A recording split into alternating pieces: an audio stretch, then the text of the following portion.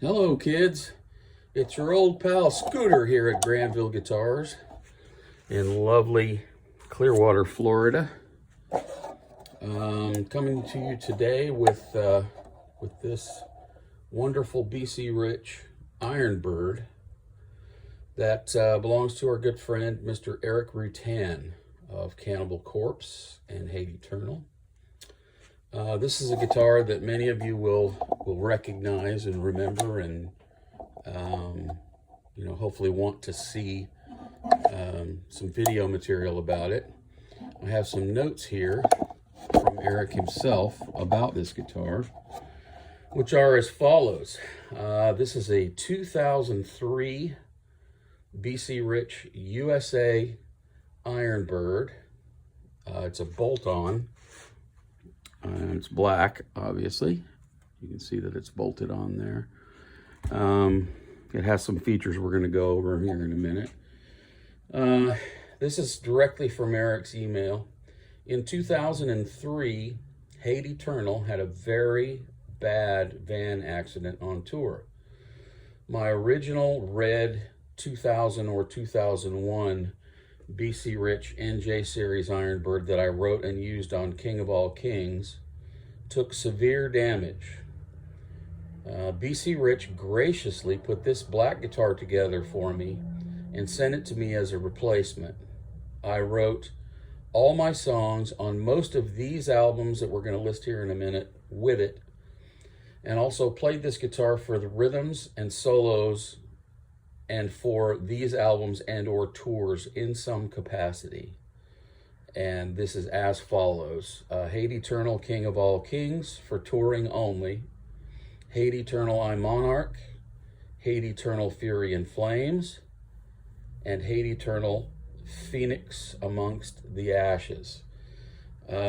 Also played this guitar on the Morbid Angel 2006 European tour, which he did.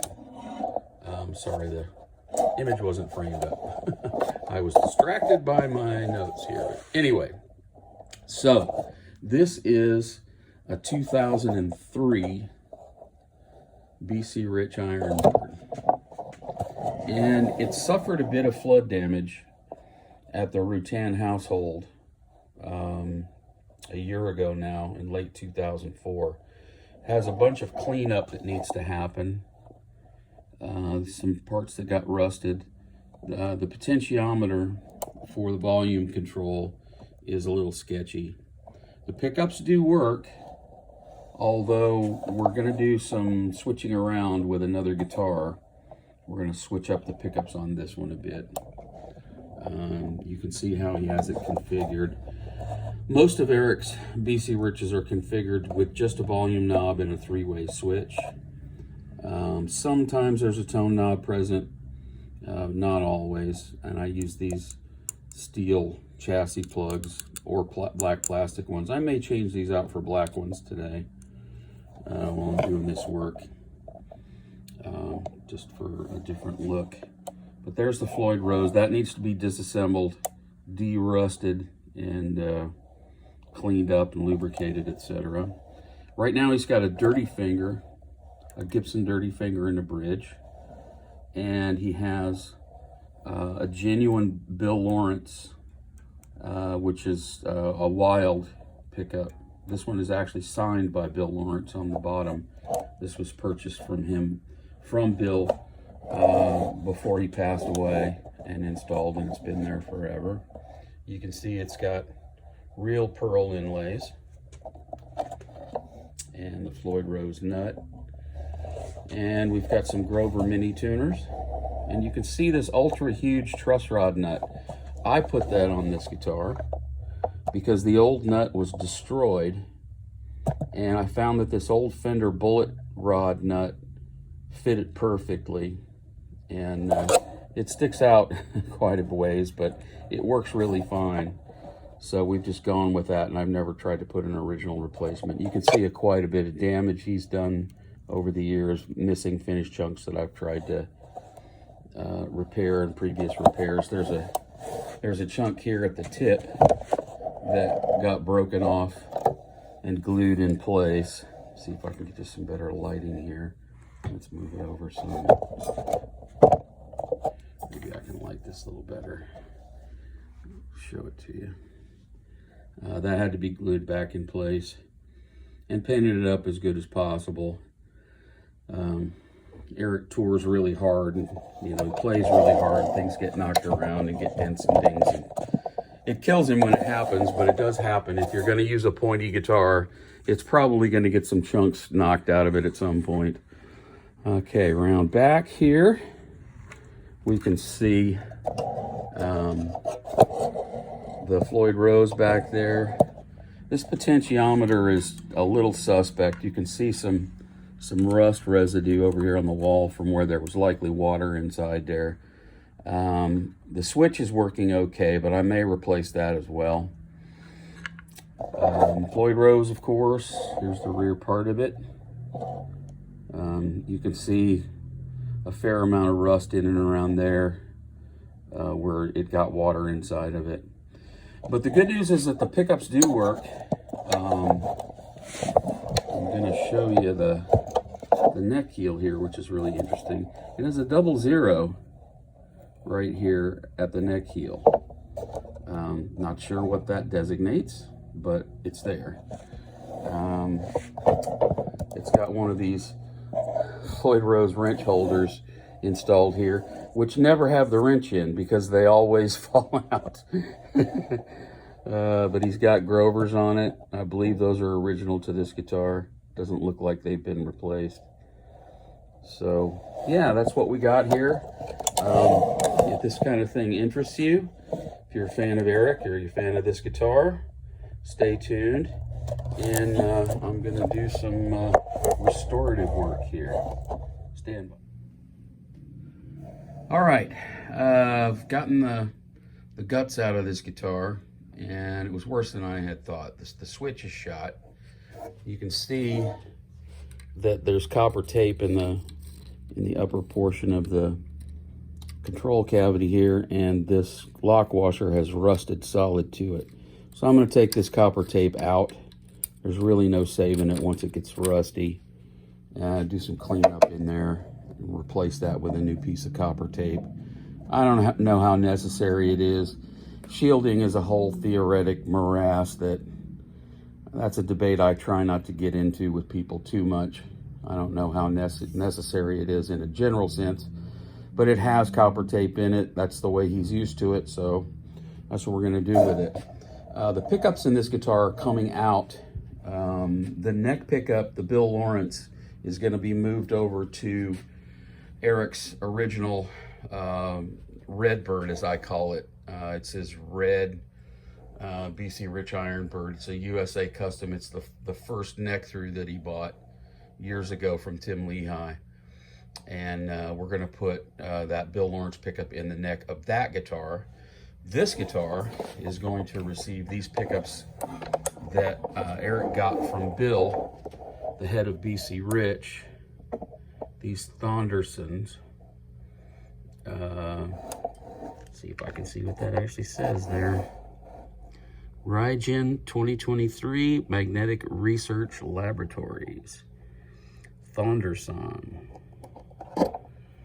Never seen these before. There's a neck unit and a bridge unit. So yeah, there they are. That's what this guitar is getting. You can see the old stuff over here, the old switch, the old pot, and we're going to replace the jack too, just because it looks corroded and funky, so it's going away. Also, we're going to abide by the law in Rutan world, and that means this FU tone push-in arm. That is the law. All his guitars have this. I highly recommend you get one. The arm is really great. It pulls right out. The collar has this wonderful adjustment and a huge bushing that goes around the whole arm. It just makes the whole thing better. It doesn't slop around like the old style. It makes the feel of the bridge much more sensitive, but it still responds like a Floyd. So yeah, that's what we got going on for this girl. All right, kids, here we are back with the wrap up on this 2003 BC Rich USA Black Ironbird bolt-on belonging to Erik Rutan. Got all the work done on it. Took the bridge apart, cleaned, lubed, polished, all that sort of jazz. The pickups mentioned in the last section are mounted and wired. We wanted to leave most of the original parts in place on the bridge, so I cleaned and lubed everything, but some of the rust remains. We're going to leave that for now because it still works really well. We got the FU-tone push-in arm mounted, and this thing is just such a joy. It really is. Arm comes right out, no problem. Push it back in. It's kind of hard to do from that angle. And you can set how much play there is in it. Erik and I both tend to like the same sort of feel. It moves quite easily, but it stays where you put it. And when you don't want it, you can push it out of the way. Not too much trouble at all. I replaced these chassis plugs with a little more unobtrusive black plastic piece. We got a new 3-way switch, new volume pot, new jack, all new wiring to go with the new pickups. And once again, what was in there, the bridge, we had this Gibson Dirty Fingers in there. Okay, and in the neck was an original Wild with an E on the end, Bill and Becky Lawrence XL 500 or 500 L500 XL is what that is. And there's Bill's autograph on the back of it. Erik really likes these in the neck, but he wanted to try out these pickups that were given to him from Bill, the guy who owns BC Rich. And so we're trying these out. This guitar's been basically retired from road work. Kind of a special guitar for Erik. And so it's kind of become a test bed for new pickups, new ideas, new things that he wants to try out. Let's turn right back here real quick, and I will show you if I can get it to sit the way I want it to. We'll have a look at the control cavity. Now, I've replaced the copper foil that was in there. It was pretty corroded, and I went ahead and did a new volume pot, a nice CTS, new Switchcraft jack, and all that wiring is new. Of course, the new pickups have new wire, so that's new. And we have a new 3-way switch in there. So it's basically gotten a facelift in there. This guitar was in the flood that happened in 24, late 24. And so it really had, everything worked. As a matter of fact, this neck pickup, this Bill Lawrence neck pickup, which I just showed you, is going to go into the neck position on his Redbird, which is his Neck Through USA. The red one, which he purchased from Joey Capizzi in 2012. Joey, if I'm pronouncing your name wrong, I apologize. It's C-A-P-I-Z-Z-I, Capizzi. It's either Capizzi or Capizzi, depending on what region of Italy we're talking about, I believe. So, anyway, Joey, if I've mispronounced your name, I do apologize. But we got new pickups, new pickup rings. I had to select a pair that looked right together because the Bill Lawrence, you have to use this pickup ring. This sort of goes with it because it's cut special for this pickup, and that pickup won't work in a normal pickup ring. But anyway, we got new strap lock, Schaller strap lock knobs, or buttons rather, in the places where Erik likes them. And I had a set of FU-tone titanium nut pad screws, these here. They're not tightened down yet because I'm not quite done stretching in and settling in the strings. But these screws here are the new titanium FU cones. Other than that, oh yeah, the strings, because everybody asks all the time. These are D'Addario XL, NYXL. D'Addario NYXL. 11 through 56 are the gauges. And Erik's preferred tuning for his 6-string guitars that are not Cannibal Corpse guitars. This is a Hate Eternal guitar. And his normal preferred tuning is C sharp standard. Okay, that means lowest and highest strings are C sharp, and the rest of them are tuned to the proper intervals for a 6-string guitar. Off the top of my head, that would be C sharp, F sharp, B, E, G sharp, and C sharp from low to high. And again, the strings are D'Addario NYXL, gauged from 11 to 56. I'll pin a sticky note to the top of this post so that you have it written out.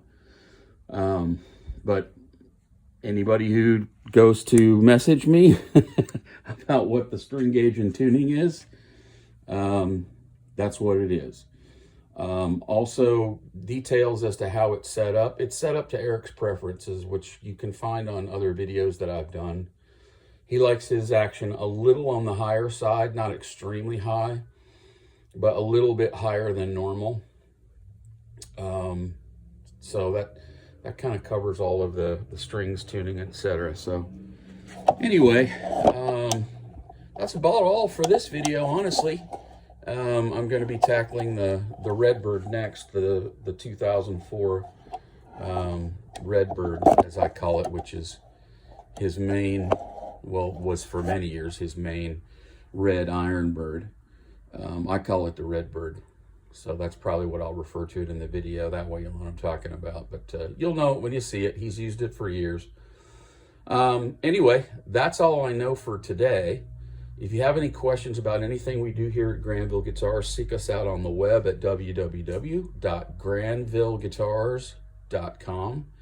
We're also available on Facebook, Instagram, and Threads now as well. So, yeah, seek us out there. If you got any questions, either comment on the video or send me a message. If I can answer your question, I'm certainly happy to do that for you. All right? That's all I have for today. Until next time, be good to one another.